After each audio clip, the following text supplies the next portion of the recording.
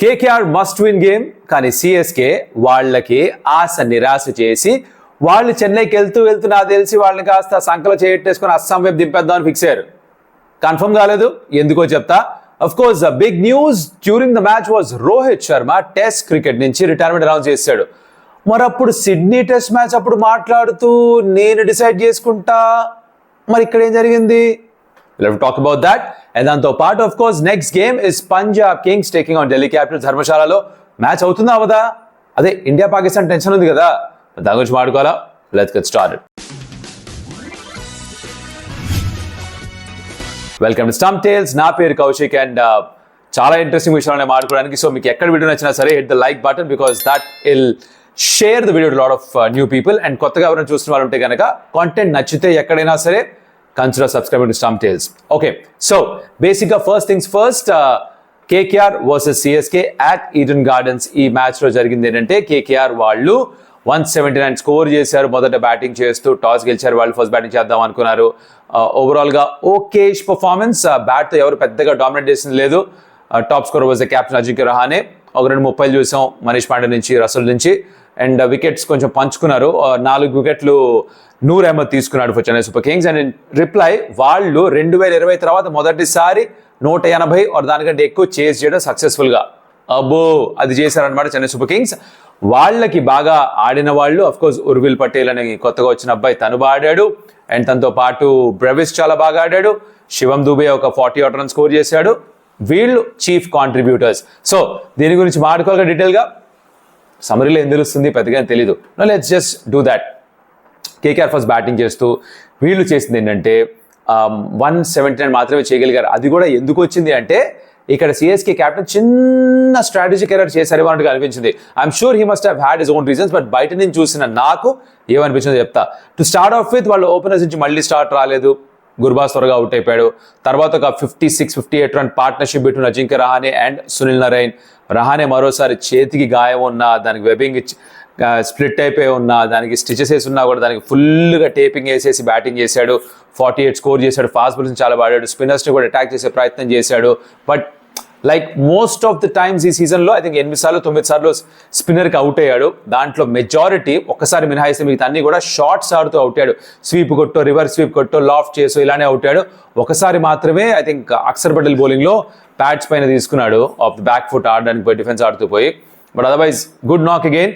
మనం ఎలా అయితే విరాట్ కోహ్లీ 2016లో మన వెబింగ్ స్ప్లిట్ అయిపోతే 8 స్టిచెస్ తోటి బ్యాటింగ్ చేసి 100 కొట్టాడు అని గొప్పగా మాట్లాడుకుంటామో, అలాగే ఇక్కడ అజింక్య రహానే గురించి కూడా గుర్తుపెట్టుకోవాలి. Because it's never easy batting ఇక్కడ స్టిచెస్ ఉన్నప్పుడు. బికాజ్ ఇక్కడ ఈ వెబ్బింగ్లో ఎప్పుడైతే స్టిచెస్ పడతాయో చాలా ఈజీగా స్టిచెస్ విడిపోతాయి.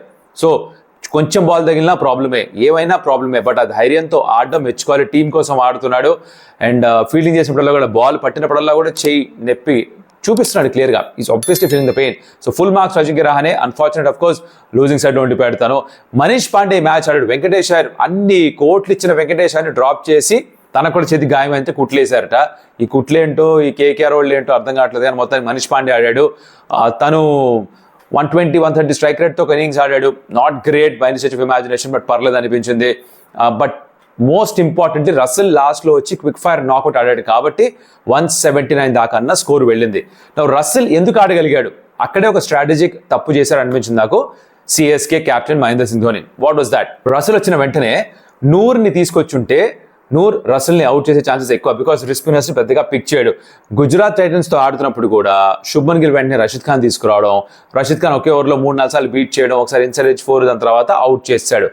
అలాంటి ఒక అవకాశం ఉండింది. బికాజ్ నూర్ ఈజ్ ద ప్రతిబింబం of Rashid Khan. Left arm వేస్తాడు, but same action same chinamans వేస్తుంటాడు. అక్కడ రషీద్ ఏమో గూగుల్ వేస్తుంటాడు కదా. తనని తీసుకురాకుండా ఫస్ట్ ఏమో జడేజా వేసిన ఓవర్లో వచ్చాడు, 3 బాల్ బీటాడు, 4 బాల్ బీటాడు. నెక్స్ట్ ఓవర్లో 14th over I remember exactly పతిరాణాన్ని తీసుకొచ్చాడు. ఎందుకు పతిరాణాన్ని తీసుకొచ్చారు అంటే 14, 16, 18, 20 కంపల్సరీగా పతిరాణాతో వేయించాలి. ఆ 4 ఓవర్స్ తనే వేయాలని ఫిక్స్ అయ్యారు కాబట్టి తనని తీసుకొచ్చారు. ఓకే, 15th ఓవర్ అన్న నూనె తీసుకురావాలిగా, తేలా. 15th ఓవర్ జడేజాతో కంప్లీట్ చేయించారు. 16th ఓవర్ మళ్ళీ పతిరాణా వేసి 17th ఓవర్లో నూనె తీసుకొచ్చారు. ఈ 3 ఓవర్స్లో 30 రన్లు అంతా కొట్టేశాడు రసెల్. తడబడుతున్న రసెల్ కాస్త సెటిల్ అయిపోయి రన్స్ కొట్టడం స్టార్ట్ చేశాడు. ఈవెన్చువల్గా అవుట్ అయ్యేసరికి 100 బౌలింగ్లో 38 కొట్టేశాడు అనమాట. సో అక్కడ 20-25-30 రన్స్ ఎక్కువ ఇచ్చేశారన్నట్టుగా అనిపించింది చెన్నై సూపర్ కింగ్స్. మరి ఇది సెట్ ప్లాన్ వల్ల చేశారా, ఆర్ జడేజా బాగా వేస్తున్నాడు కాబట్టి ఆ ఫ్లోలో వెళ్ళిపోయాడా, పత్రినా కంపల్సరీగా వేయాలని ఫిక్స్ అయ్యాడు. బికాస్ ఖలీల్ 2 ఓవర్స్ మాత్రం వేశాడు, బాగానే వేశాడు, తన కోటా పూర్తి చేయలేదు. అంశుల్ కాంబోజ్ 3 ఓవర్స్ వేసాడు, తన కోటా పూర్తి చేయలేదు. అశ్విన్ 3 overs 19, తన కోటా పూర్తి చేయలేదు. అలాంటప్పుడు ఇక్కడ పత్రినా కంపల్సరీగా 4 వేయాల్సిన అవసరం ఏంటి? అక్కడ 14th ఓవర్ ఒకవేళ నూరుతో వేయించిన 15, 17, 19 పత్రినా వేయచ్చు, ఆర్ 16, 18, 20 కూడా పత్రినా వేయచ్చు. అలా కాలేదు, అలా అనుకోలేదు. దాని పరిణామమే రసెల్ 38 స్కోర్ చేయడం, ఈవెన్చువల్గా 179 రావడం. నూర్ ఓవరాల్గా బాగానే వేశాడు. 4 వికెట్ హోల్తానికి పర్పుల్ క్యాప్ లీడర్ బోర్డ్లో సెకండ్ స్పాట్లో ఉన్నాడు. Joint on terms of wickets with Prasidh Krishna. Very important wickets కూడా తీసుకున్నాడు. Decent catching by CSK. Also వాళ్ళ ఎఫిషియన్సీ చాలా తక్కువ ఉంది, బట్ పట్టిన క్యాచ్లు బాగానే పట్టారు. లైక్ ఆయుష్ మాత్రే ఓ మంచి క్యాచ్ తీసుకున్నాడు డీప్లో, బ్రెవిస్ ఒక మంచి క్యాచ్ తీసుకున్నాడు స్మార్ట్గా. సో ఇలా వాళ్ళ బౌలింగ్ పర్ఫార్మెన్స్ వాళ్ళని 180 టార్గెట్ ఇచ్చిపెట్టారు. కానీ సిఎస్కే 2020 తర్వాత ఈ మ్యాచ్కి ముందర 12 సార్లు ఒక్కసారి కూడా 180 కంటే ఎక్కువ సక్సెస్ఫుల్గా స్కోర్ చేసింది లేదు చేజ్ చేస్తూ.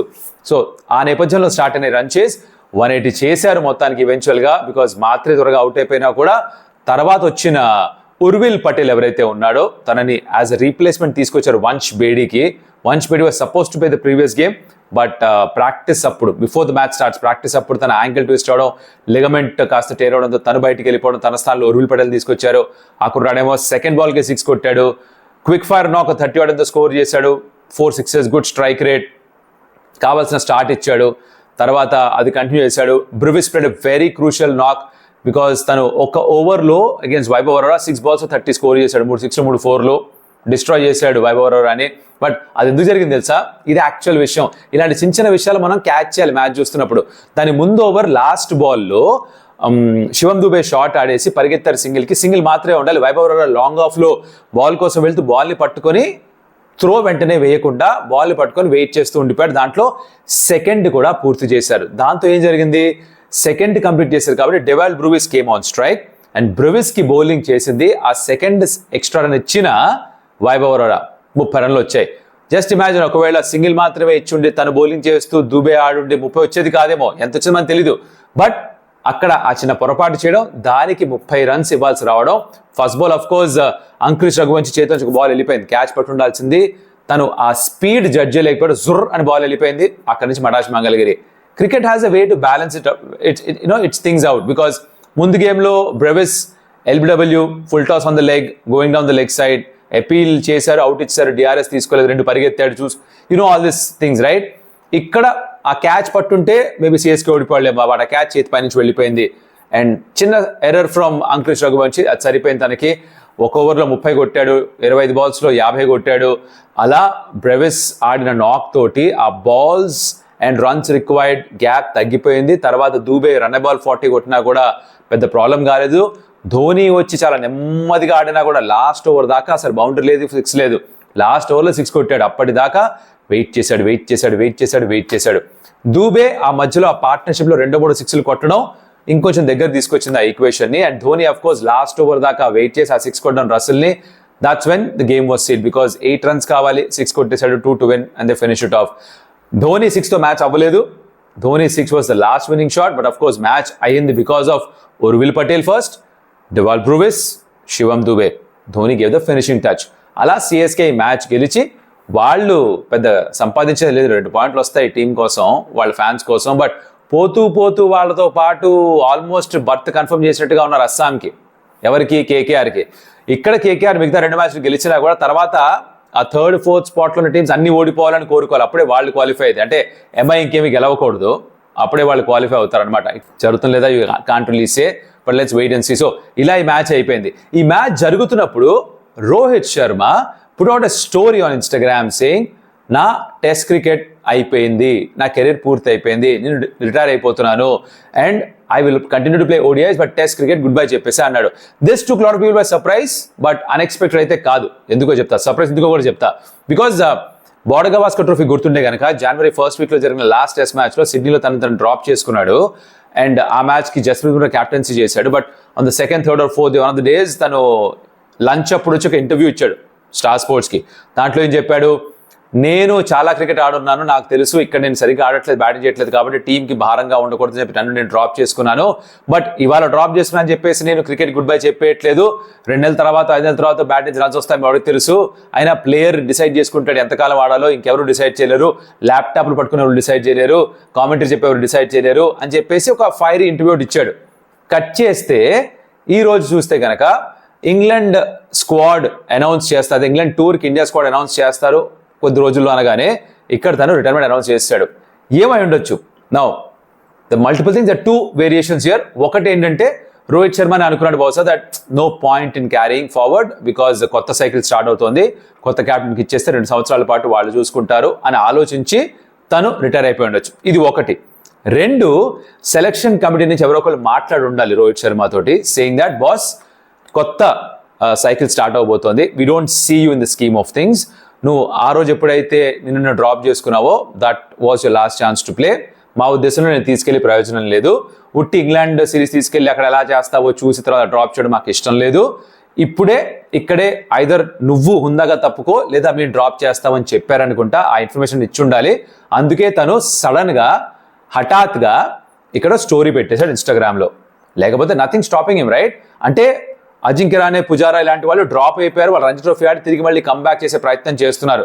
But Rohit Sharma probably thought that అవసరం లేదు, డ్రాప్ చేసే ముందర నేను వెళ్ళిపోతాను, మళ్ళీ నాకు ఆ పరాభవం ఎందుకు, నేను మళ్ళీ రంజీ ట్రోఫీ ఆడి ఫైట్ చేసి వెనక్కి రావడానికి 35 సంవత్సరాలు ఇప్పుడు కష్టం, జరిగే పని కాదు అనుకుని ఉండొచ్చు. సో 2 ఆప్షన్స్ ఉన్నాయి. మీరు ఏ ఆప్షన్ అయి ఉంటుంది అనుకుంటున్నారు? Let me know in the comments. It's open for debate and discussion. Of course ఎవరో ఒకళ్ళు ఓపెన్గా చెప్తే తప్ప మనకు తెలియదు ఇది. బట్ ఈ 2 జరుగుండే అవకాశాలు ఉన్నాయన్నమాట. తన టెస్ట్ కెరీర్ గురించి మాట్లాడుకుంటే కనుక 60 టెస్ట్ మ్యాచ్లు ఆడాడు, 4,000కి పైగా రన్స్ ఉన్నాయి, 40కి పైగా యావరేజ్ ఉంది, 12 సెంచరీస్ ఉన్నాయి, 18 హాఫ్ సెంచరీస్ ఉన్నాయి, 212 happens to be his highest score. And తన కెరియర్ 2 భాగాల్లో డివైడ్ ఉంది. ఒకటి బిఫోర్ 2013లో డెబ్యూ చేసిన తర్వాత 6 సంవత్సరాలు ఎక్కువ మ్యాచ్లు ఆడలేదు. 2019లో తిరిగి వెనక్కి కంబ్యాక్ చేశాడు యాజ్ అన్ ఓపెనర్. అప్పటి నుంచి కన్సిస్టెంట్గా ఆడాడు, మంచి రన్ స్కోర్ చేశాడు, ఇండియాలో బాగా పర్ఫామ్ చేశాడు, బయట దేశాల్లో కూడా బాగానే పర్ఫామ్ చేశాడు. ఈ led the team very well. 2023 సైకిల్లో ఫైనల్స్ దాకా తీసుకెళ్లాడు WTCలో ఇండియాని. We couldn't win the finals, a different story all together. But ఆ ఘనత తన దగ్గర ఉంది. But he did really well. ఆ రెండో హాఫ్ ఆఫ్ హిస్ కెరియర్లో 2.2 వర్షన్ వచ్చినప్పటి నుంచి బ్రహ్మాండంగా పర్ఫామ్ చేశారు. మీరు ఏమనుకున్నారు తన టెస్ట్ కెరీర్ గురించి? మీ ఉద్దేశంలో does he be among the all time greats of test cricket, or మీ ఉద్దేశంలో కూడా గుడ్ కెరీర్ అనుకుంటున్నారు? Let me in the comments. And Rohit Sharma test career గురించి ఇంకా డీటెయిల్డ్గా వీడియో కావాలి అంటే కనుక you have to let me in the comments, because ఈ వీడియోలో మొత్తం అంతా కవర్ చేసి వీడియో చాలా లెంత్ చేద్దాం అనుకోవట్లేదు. సో అదనమాట. Wish Rohit Sharma very good life after test cricket. ODI cricket ఇంకా ఆడతా అని చెప్పాడు కాబట్టి బహుశా ఓడిఐ వరల్డ్ కప్ దాకా తను పుష్ చేసే ప్రయత్నం చేస్తాడేమో. ఇప్పుడు ఒక ఫార్మాట్లో ఇండియాకి ఆడబోతున్నాడు. T20 ఆల్రెడీ రిటైర్ అయిపోయారు, టెస్ట్ మ్యాచెస్కి గుడ్ బై చెప్పేశాడు. ఓడిఐ మాత్రమే మిగులుంది. ఆ 2027 వరల్డ్ కప్ని టార్గెట్ చేస్తున్నాడా? I think so. Fitness maintain చేసుకుంటూ బాగా పర్ఫామ్ చేస్తూ ఉంటే ఓడిఐ చాలా తక్కువ ఆడతారు ఇండియా, అది ఇంకొక ప్రాబ్లం. సో తను ఎంతవరకు పుష్ చేయగలడు, ఎంత పర్ఫామ్ చేస్తూ ఉండగలడు is a question. Time will only answer that for us. ఇది రోహిత్ శర్మ గురించి అనమాట. Now moving on, the next game is between Punjab Kings and Delhi Capitals. Match ధర్మశాలలో. మ్యాచ్ జరుగుతుందా లేదా? I think that this game is probably going to happen because Dharamsala airport ని close చేసేసామని చెప్పేసి Indian government orders ఇచ్చారు, along with lot of other airports. ధర్మశాలని కూడా close చేయమని చెప్పారు. సో అక్కడికి కొత్తగా టీమ్స్ ఎవరు వెళ్ళారు కానీ ఆల్రెడీ ఉన్న టీం అక్కడే ఉంది, which is Punjab Kings and Delhi Capitals వాళ్ళు చేరుకున్నారు అక్కడికి. సో ఈ మ్యాచ్ జరుగుతుంది. 11న ఇంకో మ్యాచ్ జరగాలి అక్కడ between Punjab Kings and Mumbai Indians. బహుశా ఆ match we don't know at this point of time అక్కడే జరుగుతుందా, వేరే వెంటనే జరుగుతుందా, పోస్ట్పోన్ అవుతుందా తెలియదు. But this game is going to be on. ఇదే మన దగ్గర ఉన్న information this point of time, right? IPL authorities కూడా గవర్నమెంట్ ఆఫ్ ఇండియాతో మాట్లాడుతున్నారట. ఏం చేయొచ్చు, ఆప్షన్స్ ఏంటి కనుక్కునే ప్రయత్నం చేస్తున్న తర్వాత మ్యాచ్లు ధర్మశాలలో ఏం చేయాలి ఒక అర్థం వాళ్ళు చేసుకున్న తర్వాత అందరికీ తెలియజేసే ప్రయత్నం చేస్తారు. ఇన్ఫర్మేషన్ రాగానే మీ దగ్గర తీసుకొస్తా, ఇది నా హామీ. Okay, coming to this game, expectation ఏంటి? పంజాబ్ కింగ్స్ గెలవాలి బికాస్ టాప్ 4లో ఇంకా వాళ్ళు క్వాలిఫై కాలేదు. అలాగే ఢిల్లీ క్యాపిటల్స్ గెలవాలి బికాస్ వాళ్ళు టాప్ 4 బయటకు వచ్చేసారు. దానిలో తిరిగి వెళ్ళాలంటే వాళ్ళు మిగిలిన మ్యాచ్ అన్ని గెలవాలి. But it won't be easy for them because డీసీకి చాలా కష్టం. బికాస్ వాళ్ళు నెక్స్ట్ గేమ్స్ ఇది తర్వాత జీటీతో ఆడాలి, ఎంఐతో ఆడాలి. So not easy games. But అన్ని గెలిస్తేనే బహుశా క్వాలిఫై కంపల్సరీగా అవుతారేమో, లేకపోతే మిగతా వాళ్ళ రిజల్ట్స్ పైన ఆధారపడాల్సి వస్తుంది. అంత మంచి స్టార్ట్ తర్వాత సీజన్కి DC finds itself in a spot of bother. So let's see ఏం చేస్తారో. ఈ మ్యాచ్ కంపల్సరీగా గెలవాలి. బట్ పంజాబ్ కింగ్స్ అంత ఈజీగా ఇచ్చేరుగా బికాస్ వాళ్ళు గెలిస్తే they will be the first team to get that Q against their name. 17 పాయింట్స్కి వెళ్ళిపోతారు కాబట్టి లెట్స్ సీ ఏం జరుగుతుందో.